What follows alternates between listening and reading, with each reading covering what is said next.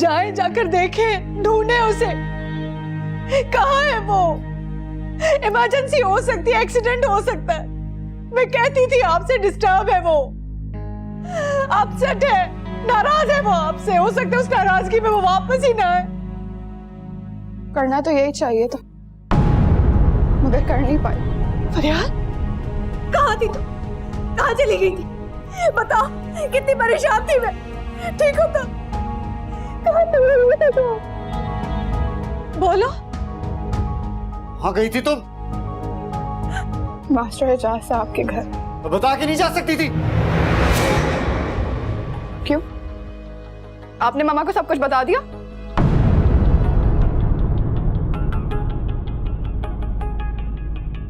क्या करने गई थी वहां?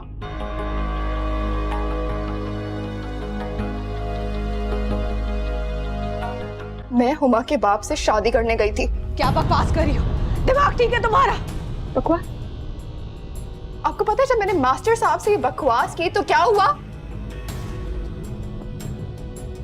वो इतनी जोर से रोए कि उनके घर के दरों दरवाजे कांप उठे। मैंने फिर भी उनसे कहा कि मुझसे शादी कर ले। उन्होंने खींच के मेरे मुंह पर थप्पड़ मारा। कहने लगे कि दुनिया के किसी भी मजहब में बेटी से शादी करना जायज नहीं है। मैंने उन्हें कायल किया। मैंने उन्हें कन्विंस किया कि मेरे बाप के लिए तो ये सब कुछ ठीक है। मैं कभी वापस नहीं आती। मैं कभी इस घर में वापस नहीं आती।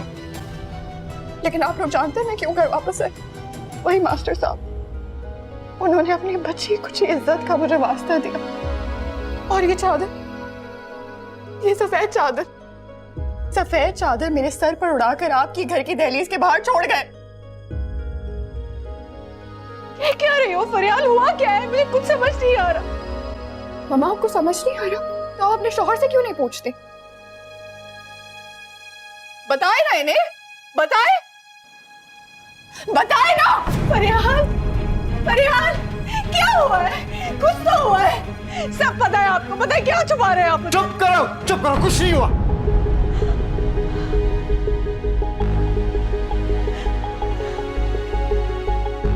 मैं करूंगा उससे बात।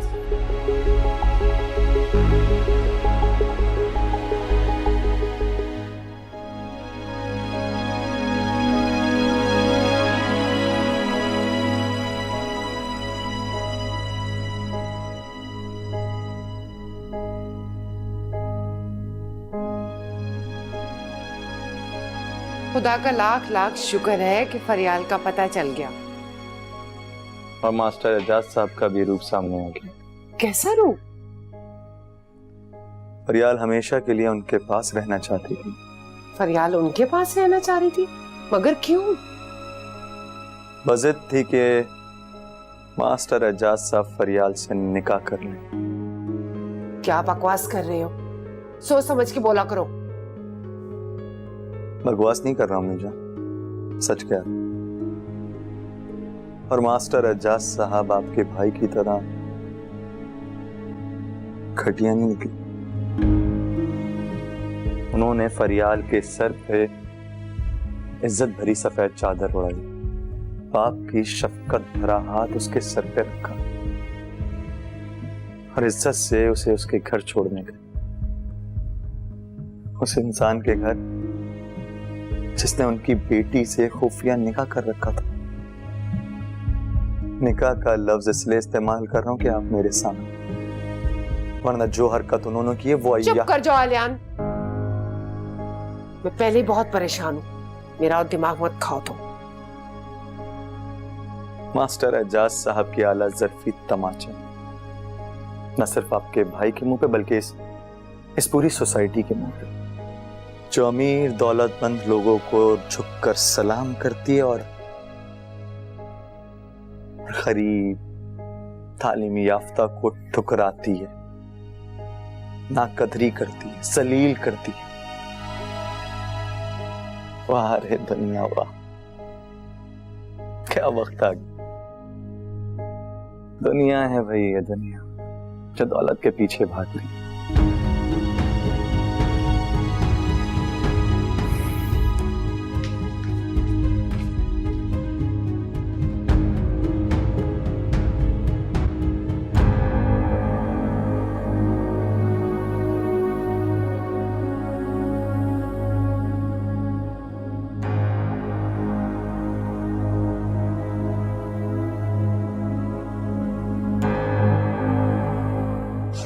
फरियाल मेरी बात समझने की कोशिश करो। पापा, आपके पास अब भी कुछ रह गया है कहने के लिए? फरियाल मैंने क्या किया? शादी की है, कोई गुनाह तो नहीं किया मैंने। पापा अगर आपको शादी करनी थी तो कर लेते। मेरी दोस्त ही मेरी थी शादी करने के लिए। अच्छा मेरी बात सुनो प्लीज, एक मिनट। पापा मुझे आपकी कोई बात नहीं सुननी। Can you leave me alone?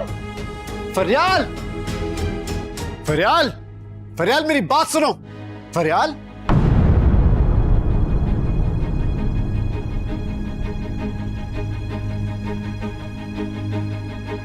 तुम यहाँ क्यों आई हो? इंसान अपने घर क्यों आता है?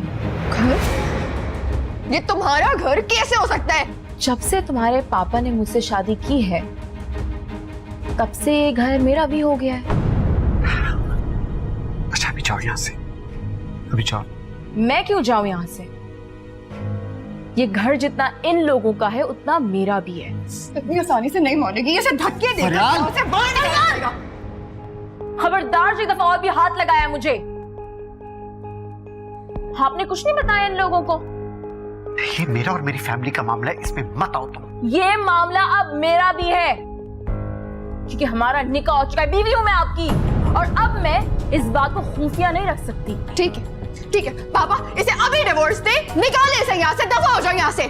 फरियाल, सरमद साहब, आपने तो अपनी बेटी को यह भी नहीं सिखाया कि माँ से बात कैसे की जाती है। माँ, तुम्हारी औकात है कि तुम मेरी माँ बनोगी? औकात तो तुम मेरी देख ही चुकी हो। इनकी बीवी बन चुकी हूं, तुम्हारी माँ और इस घर की मालकिन। मालकिन? तुम इस घर की मालकिन? तुम मेरी माँ की जगह लेना चाहती हो? ये मैं कभी बर्दाश्त नहीं करूंगी। मुझे पता है इसके साथ क्या करना है। इसे धक्के देकर इसे घर से बाहर छोड़ो फरियाल मेरा हाथ। फरियाल, फरियाल क्या कर रही हो? पागल हो गई हो क्या? माँ खराब हो गई तुम्हारा। पागल हो गई हूँ मैं, पागल हो गई हूँ। पागल बना दिया इन लोगों ने मुझे। पागल ही हो गई हो, चीख रही हो, चिल्ला रही हो। रात को तुम इसके घर पे थी ना? इसके बाप ने क्या किया? इज्जत से तुम्हें छोड़ के गया ना यहाँ पर, और तुम इसे धक्के देकर निकाल रही हो। मामा आपको कुछ नहीं पता कि क्या हो रहा है। क्या कर रही है ये लड़की? मेरे पापा के साथ खेल खेल रही है। क्या खेल खेल रही है? बताओ क्या कर रही है? तुम्हें शर्म नहीं आती है सोचते हुए? फरियाल, आती है मुझे शर्म। शर्म आती है कि इस जैसी लड़की के साथ मैंने दोस्ती की और ये मेरे बाप के साथ चक्कर चला रही है। फरियाल! नहीं चला रही मैं, निकाह किया है मैंने। बताएं सरमद साहब, बताएं बताएं अपनी इस बेटी को और बीवी को बताएं। बताएं ना, चुप क्यों हैं आप? बोले। एक मिनट। बताएं इन दोनों को। मामा, आसमा, मामा जा यहाँ से। आसमा, मामा, आसमा, आसमा।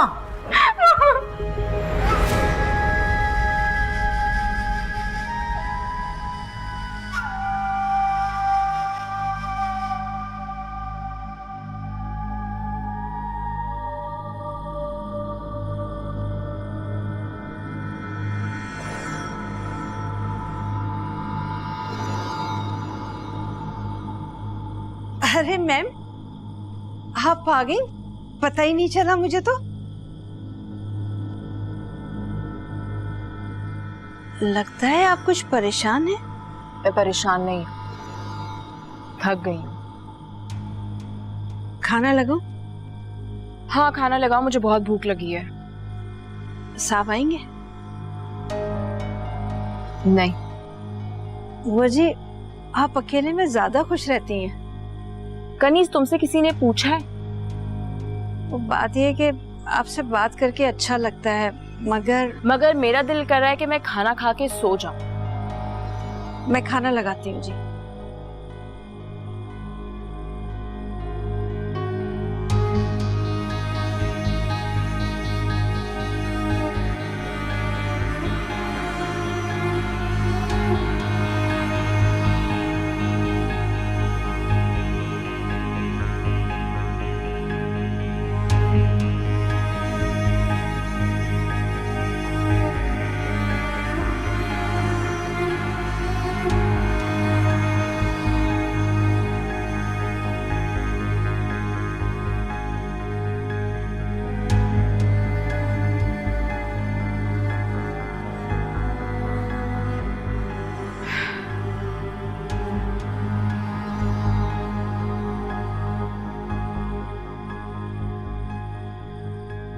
कनीज, खाना लगा या नहीं?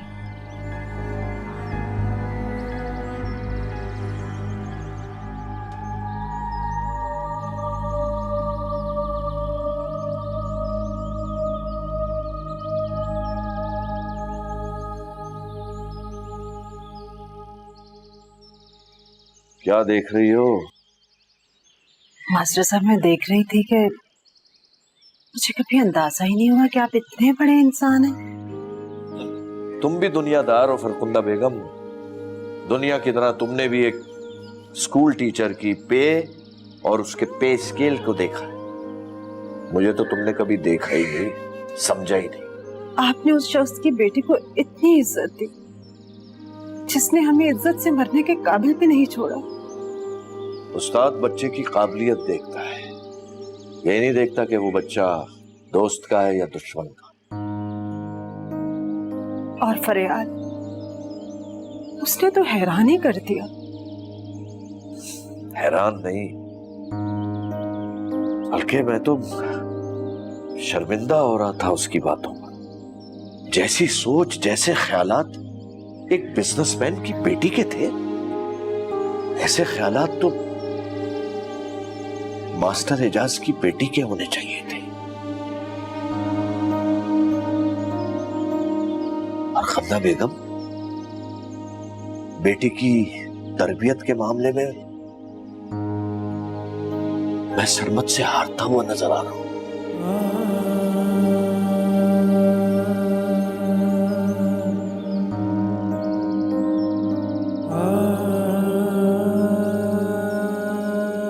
आपको कुछ नहीं पता कि क्या हो रहा है। क्या कर रही है ये लड़की? मेरे पापा के साथ खेल खेल रही है। क्या खेल खेल रही है? बताओ, क्या कर रही है? तुम्हें शर्म नहीं आती है सोचते हुए?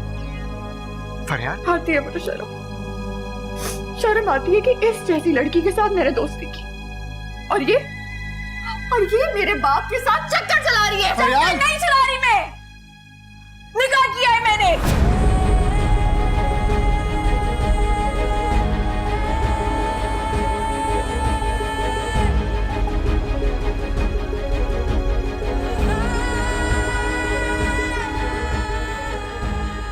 फरियाल, फरियाल, फरियाल, अब कैसी तबीयत है आपकी? ये मजाक था ना? मजाक था या ख्वाब था? मजाक? यही कि पापा ने शादी कर ली है। क्यों मजाक किया मेरे साथ? मुझे डराने के लिए? मैं डर नहीं गई थी, मर गई थी। क्यों किया? बोलो, क्यों किया मजाक मेरे साथ? मम्मा, आप क्यों नहीं समझ रही? है मजाक नहीं है। जो कुछ किया है पापा और हुमा ने किया है। ये झूठ है ना? है ना? झूठ था नहीं, मजाक था ना? मुझे पता है तुम मजाक कर रही हो। मजाक है बिल्कुल। मम्मा आप परेशान मत हो, सब ठीक हो जाएगा। क्या ठीक हो जाएगा? मजाक नहीं है ये। ठीक है ना सब? बोलो। मम्मा मैं पापा से बात करूंगी, सब ठीक हो जाएगा। आप रिलैक्स करें प्लीज। हाँ, जाओ जाओ, करो पापा से बात। ले आओ पापा को यहाँ पे। जाओ ना, जाओ ले आओ। हुमा को भी ले आओ यहीं पे। दोनों को ले आओ जल्दी। कि कोई बात है मजाक करने वाली? यार मौसम तो समझता नहीं। मैं बात संभाल लेता, लेकिन उसने तो वहां जाके सारी गड़बड़ी कर दी। वैसे उसने इतनी बड़ी बेवकूफी की क्यों यार? फिर दिमाग जो खराब है उसका, और क्या। तूने सर पे चढ़ा के रखा है, मना किया था तुझे मैंने। यार देख, वो इस निकाह को अब खुफिया नहीं रखना चाहती थी, मैं क्या करता। वैसे कहीं उसके अंदर एहसास जुर्म तो नहीं जाग गया तेरे से शादी करने के बाद? नहीं यार, ऐसी बात नहीं, वो बड़ी खुश है। मुझे तुम्हारी हिमाकतों पे ना कभी गुस्सा आ रहा होता है और कभी हंसी। मैं भी बहुत हैरान होती हूँ जी। एक लम्हे में आप उदास हो जाती हैं और एक लम्हे में आप हंसने लगती हैं। इंसान को कोई भी परेशानी ना अपने पास ज्यादा देर बिठानी नहीं चाहिए, फौरन ठोकर मार देनी चाहिए। ये कैसे मुमकिन है जी? सब कुछ इंसान के बस में थोड़ी होता है। इंसान के बस में सब कुछ होता है। इंसान को बस अपनी अहमियत के बारे में पता होना चाहिए। जी, तुम लोग तो बस सारी जिंदगी जी जी करते रहना और दुखों को अपना नसीब समझना, तभी तो सारी जिंदगी गरीब रहते हो। मैं तो अपने अलावा किसी के सामने जी भी नहीं करती और ना ही किसी को अहमियत देती हूँ, ना ही माँ, ना बाप, ना शौहर, ना महबूब और ना ही मोहब्बत।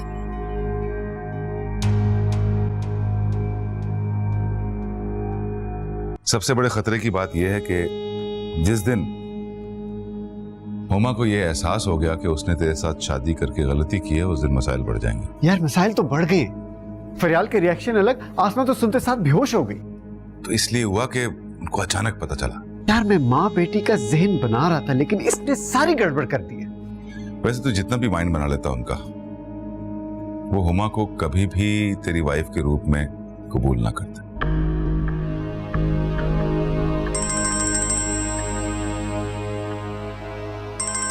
भाभी का फोन? नहीं, हुमा का है। क्या? अंडर प्रेशर रख। अच्छा डोंट। अच्छा बैठ तो सही। यार मैं बैठता हूँ, चाय तो पिला। गुलाम हुसैन, चाय लाओ अच्छी सी, और साथ कुछ देखना खाने को।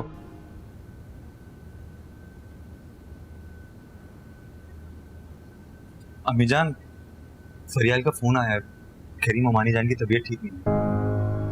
तुमने तो रात कहा था कि उसकी तबीयत संभल गई है। हाँ अम्मीजान, उसने रात में बहला लिया था और स्लीपिंग पिल्स खिला दी थी, तो वो सो गई थी, मगर जब से उठी हैं सुबह से बहकी बहकी बातें कर रही हैं। मेडिसिन का असर होगा ना? हाँ अम्मीजान, मगर फरियाल का फोन आया, वो ये कह रही है कि उसके काबू में नहीं आ रही हैं, अजीब अजीब हरकतें कर रही हैं, तोड़ फोड़ भी कर रही हैं। और सरमत कहाँ है? वो तो रात ही से हुमा के साथ चले गए थे, उन्हें क्या पता। अस्मा को इस हालत में छोड़कर? अम्मीजान छोड़िए ये बातें, फरियाल ने कहा कि फौरन से पप्पू को लेकर आ जाओ, तो आप चलें। हाँ चलो।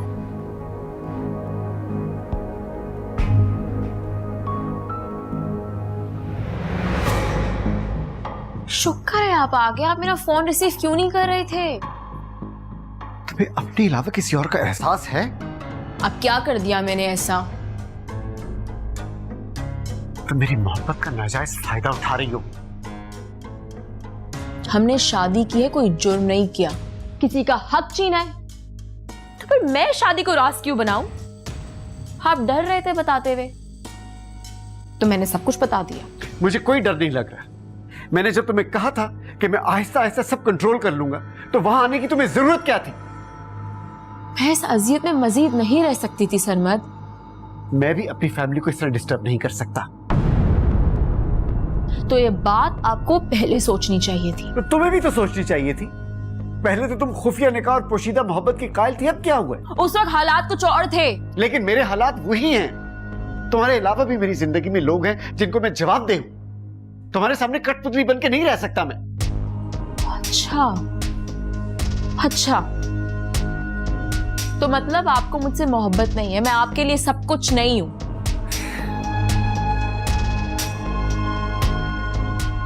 मोहब्बत है, लेकिन याद रखना, जो लोग पा लेने का अज़म रखते हैं वो खोने का हौसला भी रखते हैं। ठीक है, तो फिर छोड़ दे मुझे।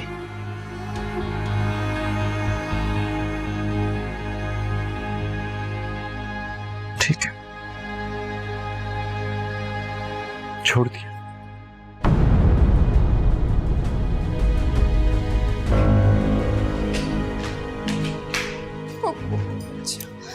बस मैं आ गई। कैसी अस्मा? वो रोए जा रही है। मैं देखती हूँ, जाके उसको संभालती हूँ। तो वो प्लीज कुछ करो, उन्हें कुछ हो जाएगा, मैं उन्हें खोना नहीं चाहती। कुछ नहीं होगा, मैं आ गई हूँ ना, मैं बात करूंगी सरमत से, वो उसको छोड़ देगा। तुम फिक्र नहीं करो बेटा, मैं देखती हूँ अस्मा को जाके।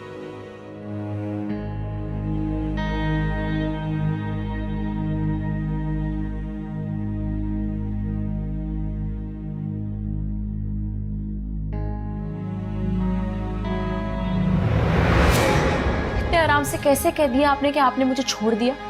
आपको पता भी है आपकी खातिर मैंने किन किन को छोड़ा है? लेकिन मैं अपनी फैमिली को नहीं छोड़ सकता। तो सरमद मैं ऐसा कब कह रही हूँ? तुमने जो कुछ किया इसीलिए किया। मैं अपनी फैमिली को संभाल रहा था, तुमने जाके सब कुछ बिगाड़ दिया। ऐसा कुछ नहीं है। सिर्फ इतनी सी कि मैं आसमा और फरियाल से मजीद झूठ नहीं बोल सकती। अब तुम्हारे लिए अहम मैं हूं, वो नहीं। तुम्हारी हर ख्वाहिश पूरी की है, हर आसाइश दे रखी है मैंने तुम्हें। तुम्हें गर्ज सिर्फ मुझसे होना चाहिए और किसी से नहीं। बस कर दे सरमद। मैंने आपसे आपकी दौलत की वजह से शादी नहीं की है। और भी कई लोग हैं जिनके पास दौलत थी, और मेरे अबू जहां मेरी शादी करवाने वाले थे ना, वो लड़का भी मेरी हर जरूरत पूरी कर सकता था। मगर मुझे आपकी शख्सियत ने मुतासिर किया। मुझे आप अच्छे लगे, अपने काबिल लगे, और इसीलिए आपकी मोहब्बत पर आंखें बंद करके यकीन कर लिया। और खुदा के लिए अपने दिमाग से बात निकाल दें कि आपने मुझे खरीद लिया है। मैं बीवी हूं आपकी।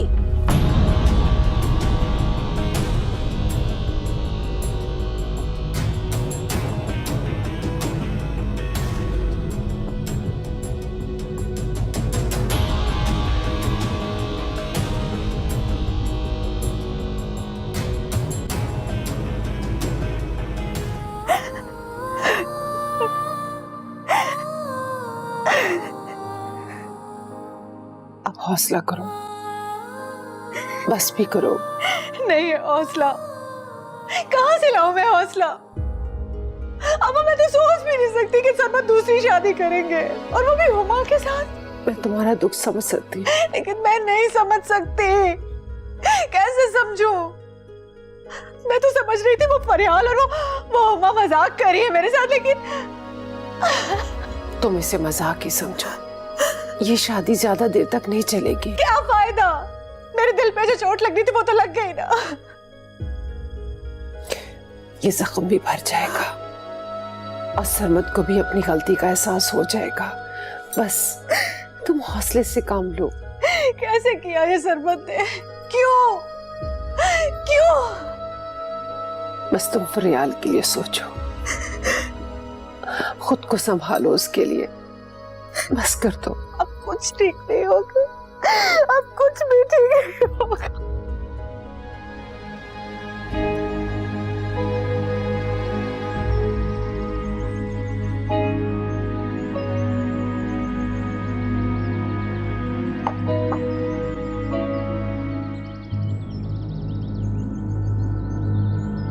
अच्छा प्लीज खत्म कर दीजिए गुस्सा और कॉफी पी लीजिए।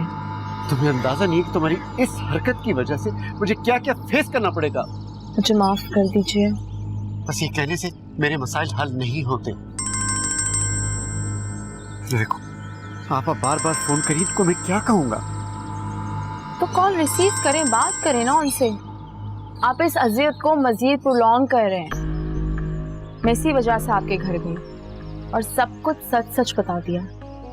मैं आपकी हेल्प करना चाह रही थी क्योंकि आप किसी को सच बता नहीं पा रहे थे। आपा को फेस ही नहीं कर सकता। देखिए, मुझे फिर से गुस्सा आ जाएगा। हमने शादी की, कोई जुर्म नहीं किया।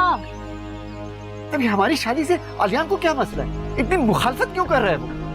कभी वो फरियाल को लेके तुम्हारे पास आ जाता है, कभी अपनी अम्मा को लेके वो आसमा के चला जाता है। सिर्फ फरियाल को खुश करने के लिए। अब देखना, मैं उसकी शादी फरियाल से नहीं करूंगा।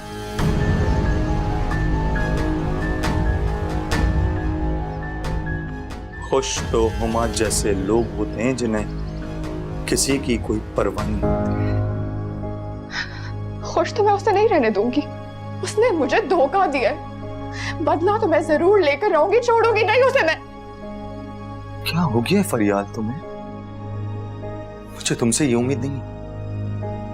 बुरे इंसान के साथ बुरा नहीं बना जाता। क्यों? तुम्हें उससे अब भी हमदर्दी है? मुझे उससे क्यों हमदर्दी होगी? फरियाल, हुमा को अगर सजा देनी है तो उसे इग्नोर करो। उसके लिए इससे बड़ी सजा और कोई नहीं होगी। इग्नोर तो वो कर चुकी है। दोस्ती, हमदर्दी, खुलूस, उसने किसी चीज का ख्याल नहीं किया। कम ऑन यार, उसकी अपनी सोच है, तुम्हारी अपनी। आलियान, चलो मेरे साथ, मुझे सरमद के ऑफिस जाना है। ऑफिस? हाँ, वो मेरा फोन नहीं उठा रहा और मुझे अभी उससे बहुत जरूरी बात करनी है। फरियाल, बेटा तुम मम्मी के पास जाओ, मैं भी आती हूँ। जी। आओ।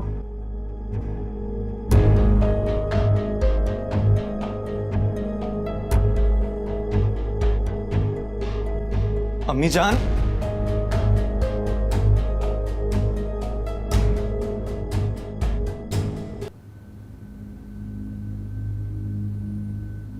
अरे आपा, अस्सलाम वालेकुम। आइए आइए, बैठिए प्लीज। वालेकुम सलाम। सरमत, तुमने मुझे बहुत शर्मिंदा किया है। अरे आपा, मैंने ऐसा क्या काम कर दिया जिससे आप शर्मिंदा हो रही हैं? यानी जो कुछ तुमने किया है तुम उस पर शर्मिंदा ही नहीं हो। आपा, मैंने आपकी कॉल्स नहीं उठाई, एक्चुअली मैं बिजी बहुत था। मैं कॉल्स की बात नहीं कर रही हूँ, तुम्हारी दूसरी शादी की बात कर रही हूँ। आपा, शादी मैंने की और शर्मिंदगी आपको हो रही। मेरा मजहब, शरीयत और मेरी माशी हालत इस बात की इजाजत देते हैं कि मैं दूसरी शादी करूं। लेकिन हमारे माशरे में इस बात को मायूस समझा जाता है जब घर में जवान बच्ची बैठी हुई हो।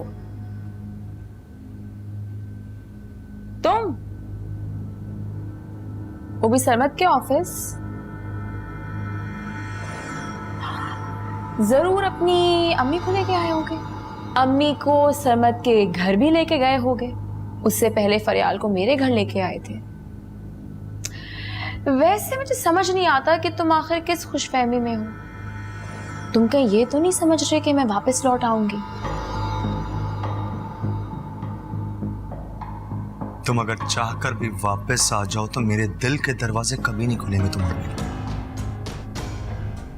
देखो, ये तो पहले से तय था कि मैं तुमसे शादी नहीं करूंगी, तो अब तुम मेरी शादी तोड़वाने पे क्यों तुले हुए हो? मैं तुम्हारी शादी नहीं तोड़वाना चाहता हूँ। तुम्हारी ये जो हकीकत है ना, ये फरियाल को दिखा देना चाहता हूँ। फरियाल से शादी करने पे तवज्जो दो, मेरे पीछे मत भागो, वरना फरियाल भी तुम्हारे हाथों से निकल जाएगी।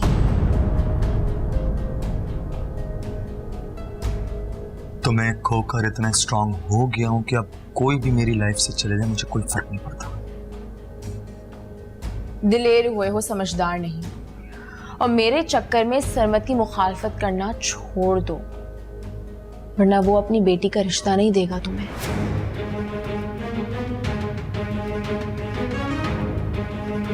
अच्छा सुनो। हाँ,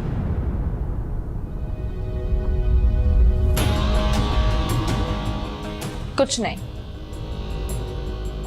मैं ये सोच रही थी कि सरमत तो मसरूफ होंगे तुम्हारी अम्मी से बातें करने में, तो फिर मैं सरमत से बाद में बात करूंगी, क्योंकि वो आएंगे तो मेरे पास ही। Good bye.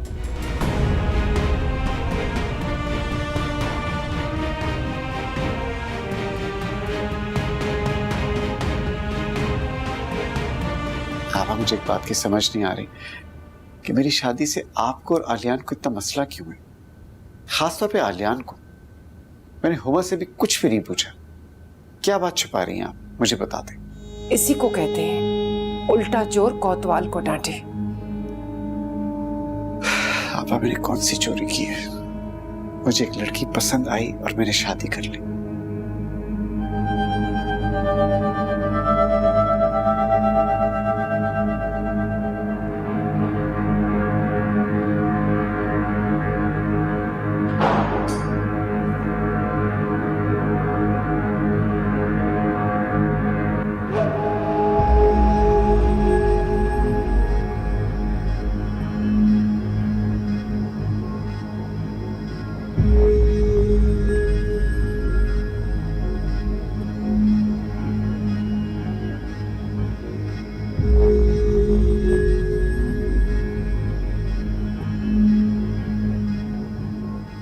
क्यों तकल्लुफ किया आपने?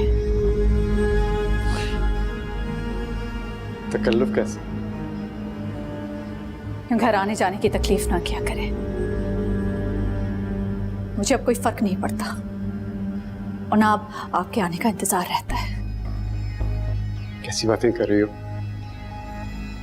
मियाँ बीवी का रिश्ता इतना कमजोर नहीं होता। जी, मैं भी यही समझती थी, लेकिन आपने बता दिया है कि कितना कमजोर होता है। मेरी बात सुनो। प्लीज, अच्छी तरह समझ गई हूं मैं। मर्द उम्र की किसी भी सीढ़ी पर हो, कम उम्र और खूबसूरत लड़की के कदमों में गिर सकता है और अपनी बीवी, उसकी मोहब्बत, वफादारी और साथ को लम्हे भर में बुला सकता है। साथ? तुमने मेरा साथ कब दिए? जिंदगी की दौड़ में मैं हमेशा अकेला दौड़ा हूं। कब दिए तुमने मेरा साथ, बताओ कब? क्या था आपके पास सरमत, क्या था आपके पास जब मैं आपकी जिंदगी में आई हूं? वो मोहल्ले में पुराना छोटा सा घर, और वो भी किराए का। आपके पास आज जो कुछ भी है मेरे नसीब से है, मेरे मुकद्दर से है। आपने सिर्फ मुझसे नहीं मुंह मोड़ा है, अपने मुकद्दर से मुंह मोड़ा है, ठोकर मारी है अपने नसीब को।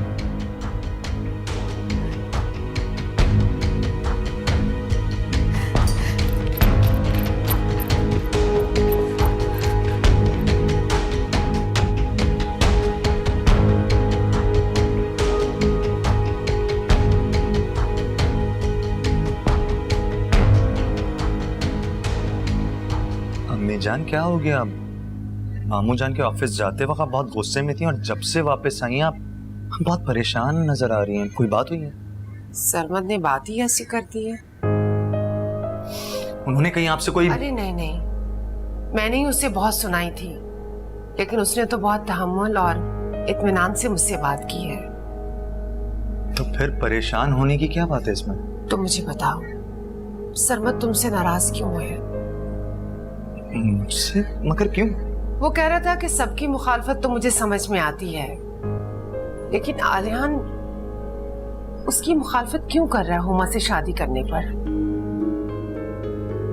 अम्मी जान, आपने उन्हें बताया ना कि हुमा से मेरा कोई ताल्लुक नहीं है। ये सब कुछ मैंने सिर्फ और सिर्फ फरियाल की वजह से की है। वो बच्चा नहीं है, सब समझता है, और इसीलिए मैं तुम्हें मना करती थी इन चीजों में मत पड़ो तुम। अम्मी जान, हालात ही ऐसे थे, फरियाल को तो बताना था ना। और अब तो मुझे लगता है कि सरमद अब तुम्हारी शादी फरियाल से करने के लिए कभी भी तैयार नहीं होगा।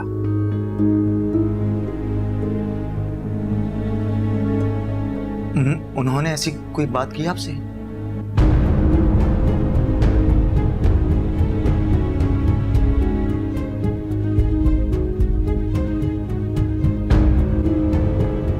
ये मेरा आखिरी फैसला है। आप अभी इसी वक्त हुमा को डिवोर्स देंगे? नहीं आसमा, मैं ऐसा नहीं कर सकता। तुम्हें उसे बर्दाश्त करना होगा मेरी खातिर। क्यों? मैं क्यों बर्दाश्त करूं? किस लिए? गलतियां आप करें, बर्दाश्त हम करें। और अगर ये फैसला नहीं कर सकते तो आप भी यहां से चले जाएं, हमें आपकी भी जरूरत नहीं है। क्या मतलब? तुम मुझे मेरे अपने घर से निकाल? आपने इसको घर रहने दिया है? ये घर है, होटल नहीं है। जब दिल चाहा आए, रात गुजारी और चले गए। I can't share you। Divorce तो आपको देनी होगी, मैं या हुमा, सोच ले।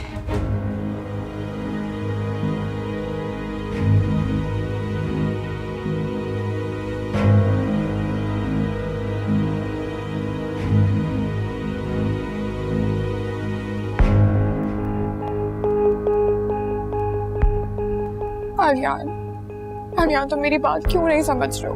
मैं इस घर में नहीं रह सकती अब। फरियाल, अपनी शिकस्त तस्लीम मत करो, वरना वो हुमा तुमसे सब कुछ छीन लेगी।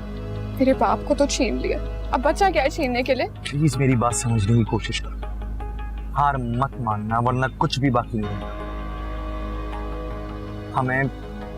हमें सोच समझ के हर कदम उठाना होगा। आलियान, अब मैं और इंतजार नहीं कर सकती हूँ।